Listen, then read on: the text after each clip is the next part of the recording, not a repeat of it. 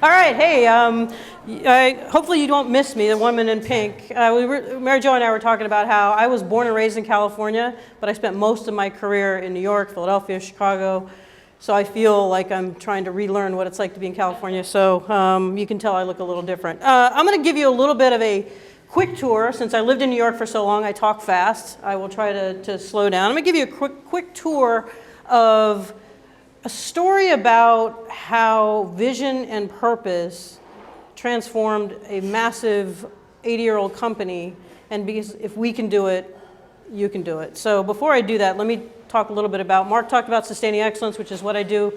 It's my passion, working with student athletes, including the members of the UCLA softball team. Kirk Walker from the team is here. Glad to have you here, Kirk. But I also have a day job working in Washington, D.C. on public policy issues, and why anybody would do that, I know. But it's purposeful because I stay connected with human resources, with large corporations, understand what's going on in the world and the workforce. And I work for an organization called the HR Policy Association. We represent large employers. So I do that to kind of stay connected to the unreality of Washington, D.C., but I come back here and I work with student athletes at 4 universities. But what I'm going to tell you about today is before I went to work at the association, I was the Chief HR and Communications Officer at Motorola. Many of you, if you know Motorola, you think what? Old cell phones, the flip phone, the Razor? Anybody old? And you guys aren't. Anybody old enough to have had a Razor? Okay. So my story is going to be about what we did at Motorola and being in the C-suite and giving you the perspective of how we transformed an organization that was going through dramatic change and the lessons that you can take from that. So a little bit of context. I joined Motorola in July of 2008. In October of 2009, I became the Chief HR Officer. Back in 2008, Motorola had announced that it was going to split its business. It was going to take the cell phone business and spin it off, make it its own entity. And what was left was the public safety organization. So people really didn't know much about it, but if you know law enforcement officers, public safety, first responder, firefighters, highly probable that those guys use a Motorola radio. And so we were about to separate the business, but in 2009, we were, let's see, the cell phone business alone lost $2.2 billion in 2008. They had a better year in 2009, they only lost $1 billion. So we were in the process of, are we even going to be able to split this business, or is the cell phone business going to take us under financially? So that's the situation that we faced. But by January of 2011, we were able to actually get the business separated. I had the choice of what side to go.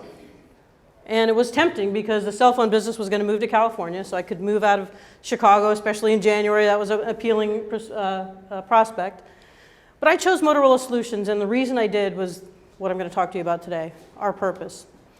So a few weeks after I got the job, the head of marketing came to me and said, I need your help. What is this company going to be without cell phones? So here we are, the depths of the worst recession since the Great Depression. We had laid off 15,000 people in 2009, 10,000 in 2010. How are we going to get our remaining employees re-engaged in what we wanted to do? And so that whole process of talking and thinking about what we were going to be was what compelled me to stay with the Motorola Solutions side. And so what we did was we said, you know what, this has to be more than about a marketing pitch. And the head of marketing knew that this started with our employees. We had a bunch of employees who wanted nothing more than to get rid of those guys in the cell phone business that were dragging us down. They wanted nothing more than to go back to the good old days. Good old Motorola, it was kind of a really cushy job. You got paid a lot, you got made a lot of money, had great benefits, you didn't have to work all that hard. That's what our people wanted, and we knew that that wasn't going to work. The world had changed. If we didn't transform and change the mindset of the organization, we weren't going to survive. Didn't have anything to do with our customers. That was the amazing thing. We had this head of marketing who came to me and said, this has nothing to do with our customers. We have to start with our employees. So I was drawn to the idea of an organization that would start declaring what they were going to be by thinking about their employees. And so what we did was in instead of sitting in a conference room with McKinsey or Bain or some big consulting firm and doing flip charts and feeling good about ourselves as an executive team that, yeah, here's our purpose, we went out and we asked people. We talked to all of our employees. We talked to anybody that the company had touched, employees, former employees, and we had a lot of them since we were laying off at a rate of 10,000 a year, customers, academics, industry analysts. We even talked to regulators. And we wanted to find out what's the difference that we made in the world. What is it about us that makes us unique and different? So that process led us to articulating our purpose. And purpose is a little bit different than vision. Purpose, we went a little bit deeper to say we want to articulate the difference that we make in the world. Vision was a little bit too abstract for us, so we said we're going to be more specific and say this is the difference that Motorola Solutions will make in the world. And this is what we came up with. We help people be their best in moments that matter. And I still to this day say that and I get goosebumps. 11 words that transform the future of a 15,000 person, $8 billion business. We help people be their best in the moments that matter.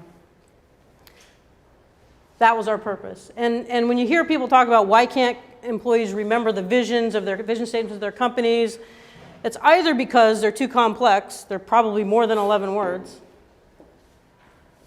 or they don't have any bearing on reality.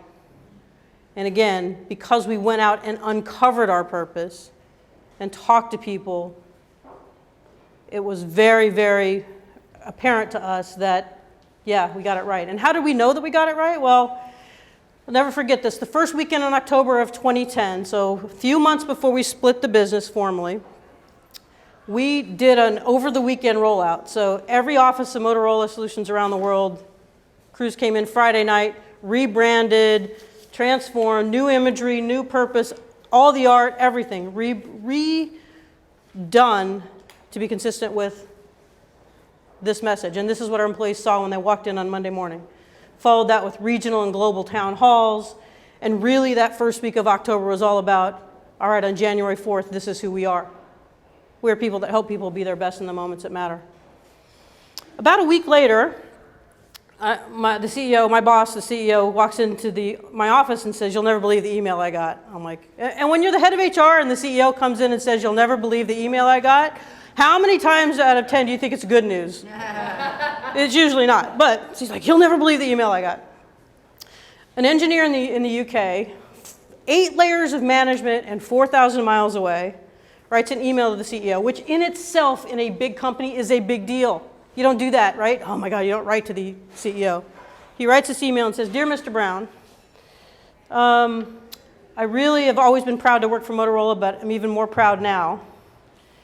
I believe that the radios that are being used to rescue those miners in Chile are our radios." So if you remember in 2010, the Chilean mine collapse. So in early October, they were in the process of rescuing those miners. This engineer saw it on the news, saw the radio, and said, "Those are our radios." And he said in his email, "Mr. Brown, this is what you meant by our purpose, isn't it? I'm even more proud today to be part of the new Motorola Solutions." Even more amazing than that story, again, which just still makes me emotional, is that we were able to, within a couple of hours, actually verify that, yes, they were our radios. In fact, that guy, you can see the guy in the back who's holding the radio in his hand, they were our radios. We verified that, and we're able to communicate to our entire workforce around the world. This is what we mean by our purpose. We help people be their best in the moments that matter. And all of our employees, again, still to this day, I get excited and inspired by the fact that we had a small part in helping rescue those miners. So we knew that we had it right with regard to our purpose because we went out and we uncovered it. Now, again, 80-year-old company, you're going to expect you're going to have a purpose, but I would argue that no matter the age of your company, there's probably already an implicit purpose and vision that people have. And part of your role in kind of articulating purpose, I think, as a visionary is to find out what that is. So we knew that we had it right on purpose, but we also knew that that's really cool and that emotional happened for, a weekend or a week or a couple months. And But what happens, as the years go by and maybe performance isn't that great, and we knew that we had to actually go further than that and had to actually talk about how we want people to behave? What are our values as an organization? So similar to purpose, we thought, we're going to have to go out and ask people. But this was a little bit different because my boss had very, very distinct ideas about what he wanted the values of the company to be, the behaviors that he expected out of his employees. And when you're the CEO, guess what? You get to determine that.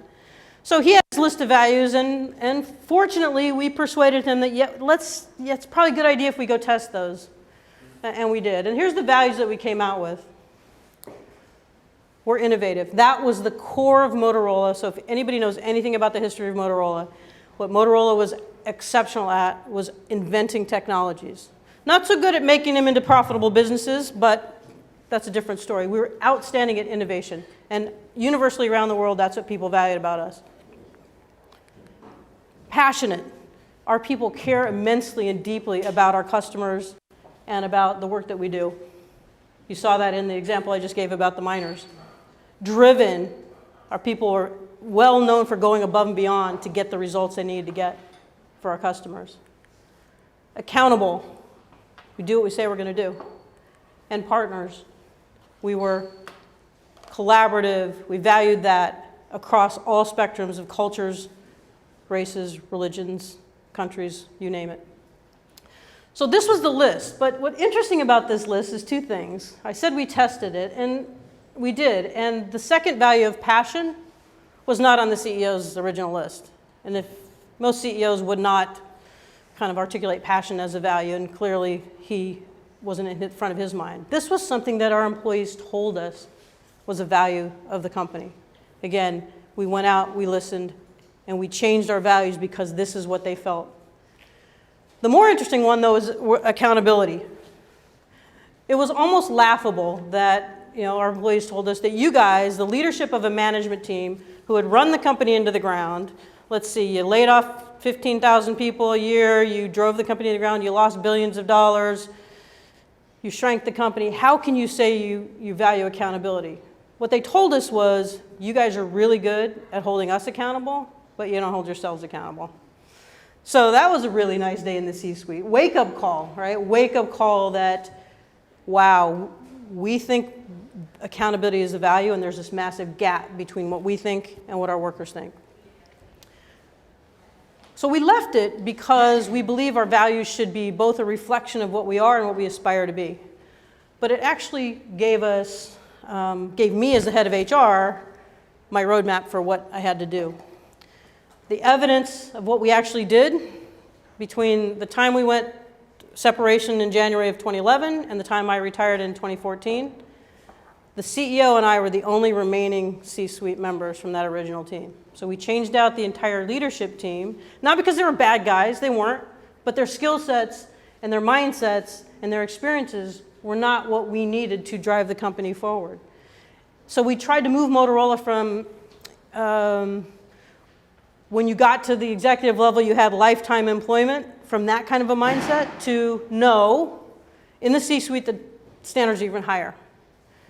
So we addressed it in that way. So the second point I want to make is once you have an inspiring vision, if you don't take it down to the level of how you behave, you're going to have a big gap. Lastly, there's a piece of hard work that I think is imperative. It's not just values that need to be looked at. Every single one of your internal processes have to be consistent with what you say you're aspiring to be. So for example, how often have you seen organizations say they value one thing, but then when you look at their budget or their investments or their spending, does their spending align to what they say they value? So budgeting processes, accounting processes, investment decisions, you have to be really clear that you're aligning to those. A couple of really good examples. Does anybody remember when CVS decided to stop selling tobacco? Mm-hmm. Right? Clear example, right? They had a vision of being a healthcare company, and they were selling tobacco. Big disconnect. Those are easy ones to see, not easy to actually grapple with and make decisions on. They're tough decisions. Dick's Sporting Goods, similar one. They stopped selling certain kinds of firearms in their stores. I was a friend of mine was the head of HR at the time, and she talked about the gut-wrenching conversations they had to have.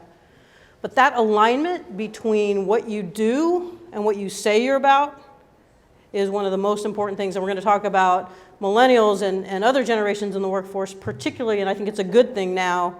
You cannot hide behind inconsistency anymore, and I think that's a good thing. So that alignment and the hard work of taking all your business processes and making sure they support what you say you're about is important. Nowhere more important than in your reward system. So do the people that get rewarded in your company, are they the ones that live your values, that treat people the way you expect them to be treated? Or are they the ones that just get results and you kind of look the other way if their behaviors aren't what you want? So this last part, the hard work, is really what's going to make a vision or a purpose statement sustainable over the long term. So let me wrap up by saying, again, 3 things. 1, a vision or a purpose statement is a game changer when it comes to navigating change, whether it's the change that we went through as Motorola, financial meltdown, 80-year-old company, sleepy little business, how do we transform ourselves, or whether it's a smaller scale change, doesn't matter. Getting people aligned to that vision, to that purpose, can be a game changer. Secondly, you have to combine that with a real concerted effort to go out and uncover what it is your people already believe your vision or purpose or values are. If you don't, you run the risk of a massive gap between what you say your vision is and what the reality of what your people live every day. Doesn't mean you can't be aspirational. We were. But it just means you need to know where you're starting from, and you need to have a credible plan that says, this is how I'm going to close that gap. And then finally, the hard everyday work of everything you do. Is this investment decision consistent with my vision? Is this people decision consistent with my values? That takes hard work and that takes discipline. And but it's absolutely essential to the sustainability of it all. So that's the Motorola story. I'm happy to answer questions. It's been a while since I've been at Motorola, but as you probably tell, I still say we. So anyway, that's it. Thanks, Mark.